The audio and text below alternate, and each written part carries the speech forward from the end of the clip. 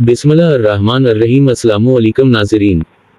ईद अल फितर के मौके पर सैर व तफरीह के लिए जाने वाले सयाह हज़रात को अलर्ट किया जाता है कि ये मनाज़िर बैरून मुल्क के नहीं बल्कि ये पाकिस्तान के शुमाली इलाक़ाजात के सियाहती मकाम कालाम और सवात के मनाज़िर हैं, जिनमें वाज़ा तौर पर देखा जा सकता है कि बलद सरसब्ज़ पहाड़ों पर जमी बर्फ मुकम्मल तौर पर पिघले बगैर ही बह रही है। माहिरीन के मुताबिक इस मौसम में ये एक गैर फितरी अमल है कि जिससे कई खतरात जन्म ले सकते हैं। शुमाली इलाका जात का रुख करने वाले मकामी अफराद और सयाह हज़रात कालाम और सवात जाने वाले अफराद हिफाजती तदाबीर लाजमी अपनाएं। नाज़रीन, अपना ख्याल रखिएगा। खुदा हाफिज। पाकिस्तान जिंदाबाद।